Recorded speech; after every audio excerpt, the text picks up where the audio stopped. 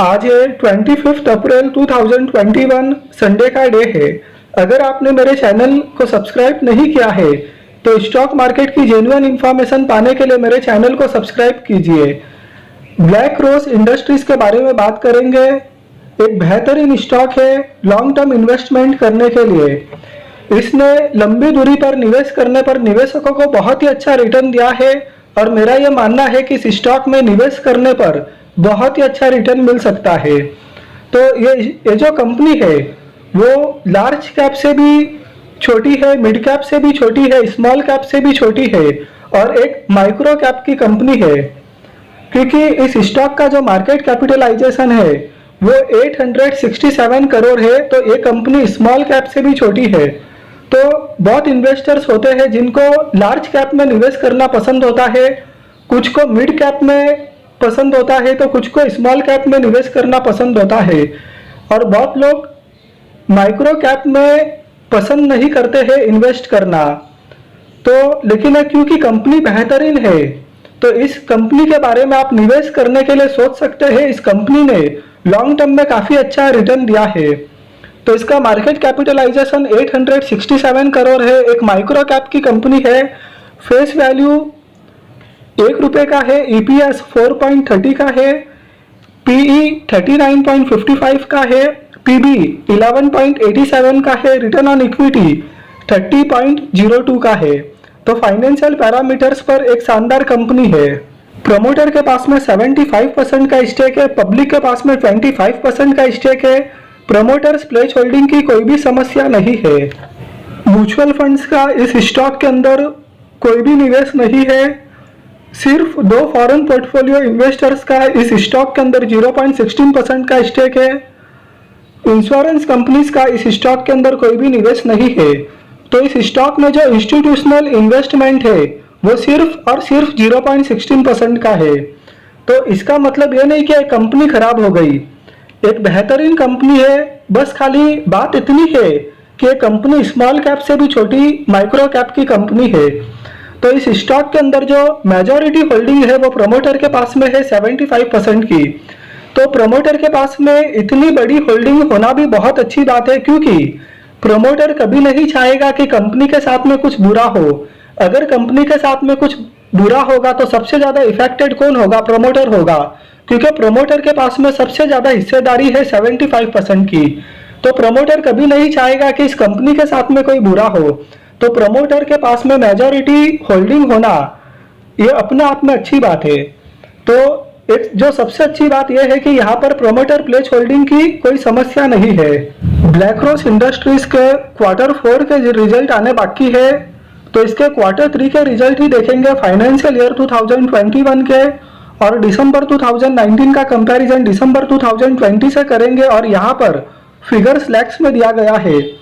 तो यहाँ पर टोटल रेवेन्यू दिसंबर 2019 में 9,452.62 लाख और दिसंबर 2020 में 12,008 लाख। तो यहाँ पर टोटल रेवेन्यू में बहुत ही अच्छी जंप है।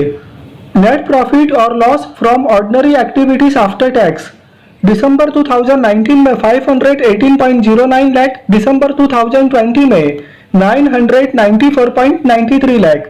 तो यहाँ पर नेट प्रॉफिट और loss from ordinary activities after tax में बहुत ही अच्छी जंप है। ईपीएस दिसंबर 2019 में 1.02 और दिसंबर 2020 में 1.95। तो कंपनी ने Q3 फाइनेंशियल ईयर 2021 के नतीजे बहुत ही अच्छे पोस्ट किए थे, जिसमें नेट प्रॉफिट में बहुत ही अच्छी जंप है। Total reserves and surplus 60.11 crore year on year basis पे बहुत ही अच्छी जंप है। लॉन्ग टर्म बोरिंग्स 4.53 करोड़ है। तो पिछले सालों के कंपेयर में यहाँ पर लॉन्ग टर्म बोरिंग्स कम होते हुए है। तो कंपनी यहाँ पर अपना कर्जा कम कर रही है लॉन्ग टर्म बेसिस के ऊपर। शॉर्ट टर्म बोरिंग्स 15.20 करोड़ है। तो शॉर्ट टर्म बोरिंग्स फ्लक्चुएट होते रहते हैं। Cash and cash equivalents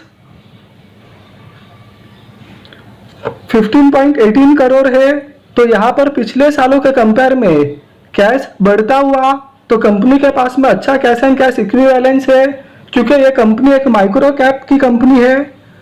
total assets 138.10 crore. तो ईयर ऑन ईयर बेसिस पे बहुत ही अच्छा इंप्रूवमेंट। तो बैलेंस शीट के ऊपर कंपनी की सिचुएशन बहुत ही अच्छी नजर आती है। अपनी बातचीत की शुरुआत जनवरी 2017 से करूंगा। जनवरी 2017 में ये स्टॉक का प्राइस 26.85 रुपीस था। जनवरी 2018 में इस स्टॉक का प्राइस 44.50 हुआ। तो ईयर ऑन ईयर बेसिस पे एक साल के अंदर इस स्टॉक ने बहुत ही अच्छा रिटर्न दिया। जनवरी 2019 में ये स्टॉक क्लोजिंग देता है 42.80 पर। तो बहुत मामूली गिरावट इस स्टॉक में ईयर ऑन ईयर बेसिस में हुआ है और negative closing year on year basis पे यहाँ पर है। जनवरी 2020 में स्टॉक क्लोजिंग देता है 99.70 पर। तो जनवरी 2019 के कंपेयर में जनवरी 2020 में स्टॉक ने पैसा डबल कर दिया है। और 23 अप्रैल 2021 को यानी कि जो लास्ट ट्रेडिंग डे था फ्राइडे को, तब भी इस स्टॉक ने क्लोजिंग दिया है 170 के ऊपर। तो इस स्टॉक ने लॉन्ग टर्म के ऊपर बहुत ही अच्छा रिटर्न दिया है। और मैंने इसका प्राइस आपको जनवरी 2017 से दिखाया। अगर आप इसके पहले भी अगर इसमें निवेश किए होते तो तब भी आपको बहुत अच्छा रिटर्न मिला होता, क्योंकि जनवरी 2017 के पहले भी ये स्टॉक कभी 20 रुपये पर था, 15 पर था, तो कभी 10 रुपये के ऊपर भी था ये। तो इस स्टॉक ने लंबी दूरी पर बहुत ही अच्छा रिटर्न दिया है। और एक जो यहाँ पर सीखने को मिलता है कि अगर जनवरी 2017 में इसको बाई किया और 44 में हमने इसको बेच दिया तो बेच के भी कोई मीनिंग नहीं था, क्योंकि जनवरी 2019 में इसने नेगेटिव क्लोजिंग दिया है। लेकिन अगर हम संयमित वहां पर बनते तो यही स्टॉक जनवरी 2020 में 100 रुपये के करीब पहुंच गया। और अगर वहां पर भी नहीं बेचते तो 23 अप्रैल 2021 को यह स्टॉक क्लोजिंग देता है 170 रुपीस का। तो अच्छे स्टॉक में कितना भी रिटर्न क्यों नहीं मिले, हमें स्टॉक को बेचना नहीं चाहिए, स्टॉक में होल्डिंग बना के रखनी चाहिए ताकि हमें ज़्यादा से ज़्यादा रिटर्न मिल सके। तो लॉन्ग टर्म इन्वेस्टमेंट के लिए एक बेहतरीन कंपनी है जिसने बहुत ही अच्छे रिटर्न दिए हैं। बस खाली बात यह है कि ये कंपनी एक माइक्रो कैप की कंपनी है जो कि स्मॉल कैप से भी छोटी है। लेकिन जिस कंपनी का फाइनेंशियल रिजल्ट इतने अच्छे आए हैं, बैलेंस शीट के ऊपर कंपनी इतनी सॉलिड दिखाई देती है, फाइनेंशियल पैरामीटर शानदार है, तो उस स्टॉक में मुझे ऐसा लगता है कि लॉन्ग टर्म में निवेश किया जा सकता है। तो आप अपनी एनालिसिस कीजिए, रिसर्च कीजिए, अपने फाइनेंशियल एडवाइजर्स की सलाह लीजिए और तब भी आप इसमें निवेश कीजिए। वीडियो आपको पसंद आया हो तो लाइक कीजिए, चैनल को सब्सक्राइब कीजिए। Thank you.